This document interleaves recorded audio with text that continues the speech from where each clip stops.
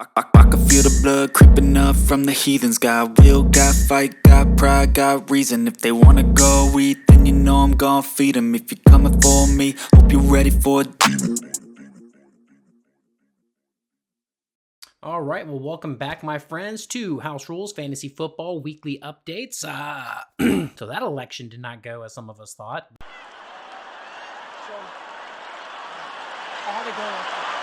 But that's the way she goes, boys. It is what it is, right? So we won't talk about Bruno. We don't talk about Bruno. Just so we all know. So let's just move forward and talk about football. Week 10 had some wonderful experiences and some dramatically horrible experiences for some of us. But we're not going to dwell on too much stuff. We're going to hop right into the action, and let's take a look at Week 10. All right, so as we take a look at Week 10, our first game here is Tiered is Not So going against 50 Pinball. Over there for John's team, about 93 points, and Quay put up, once again, 126 points, getting the dub. Over there for John's team, 19 points for Herbert, 12 points for the Rams defense, and 15 points from James Cook on the Bills. Over there for Quay's winning team, 3 points from Aaron Rodgers' QB, but that didn't matter because he had Bijan Robinson putting up 29 points, 16 points from Joe Mixon, and then 18 points from George Pickens. Going into our next game, Wingardium Leviosa falling to 24 Jacksons. 94 points for Cody's team and 124 even for Paul's team.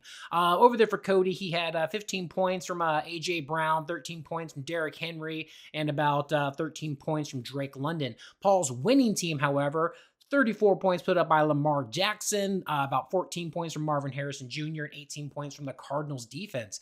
And let's just take a moment to realize that the Cardinals are in first place in the NFC West. How the fuck did this happen? The only team with a winning record in the NFC West. How fucking bizarre is that? But anyways, I digress. Once again, we're going to stick to house rules.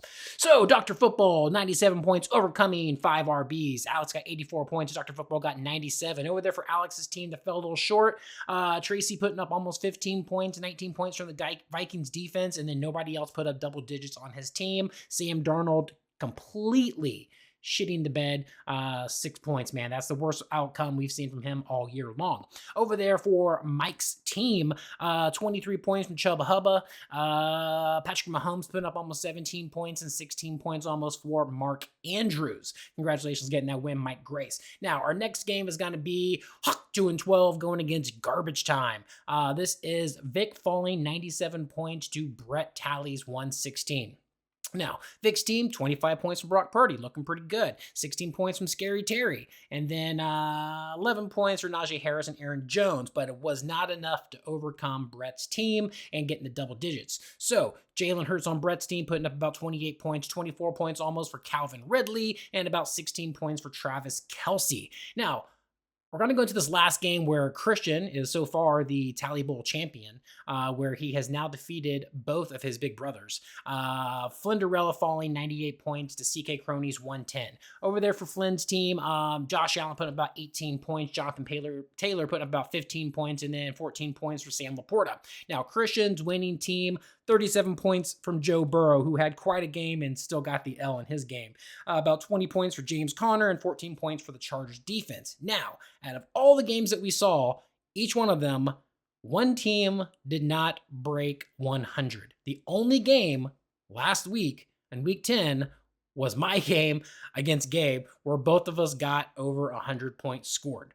So, balls deep, 140 over, spoilers 102, also catching most points for the week. Gabe's team, Kyler Murray putting up 27 points, 14 points for Bateman, and then Christian McCaffrey, welcome back. I'm glad that they really did restrain you, only putting up about 13 points. Now, over there for my winning team, we saw Joe Burrow's points, Jamar Chase putting up 55 points.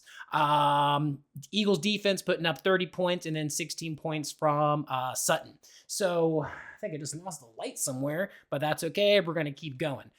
With that being said, I got the dub, felt great. It felt good to get back in the win column and for the second time this year to get most points. I haven't done that in a while, so it felt really good. So let's go ahead and take a look at the standings.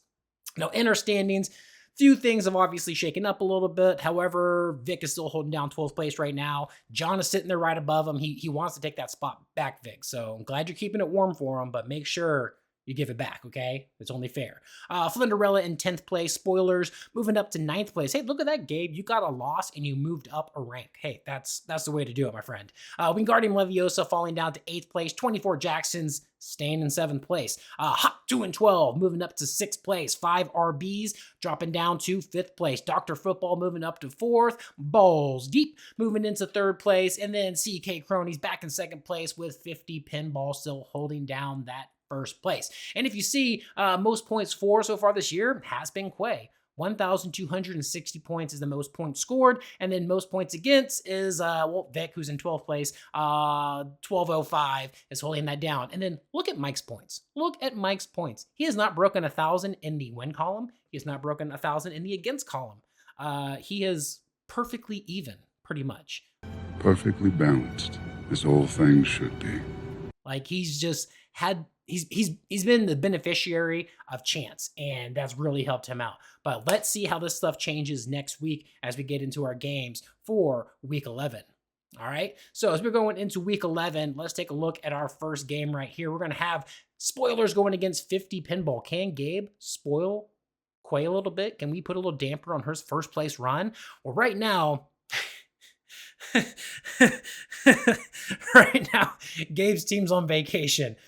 He has looks like 4 bye players in. He's projected 47 points against Quay's 110. So not a good projection of how that's going to look.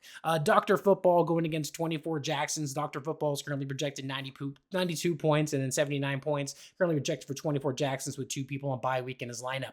5 RBs going against Tier Does Not So. Let me see. 5 RBs currently does not have 1 running back in. 83 points projected against John's 96.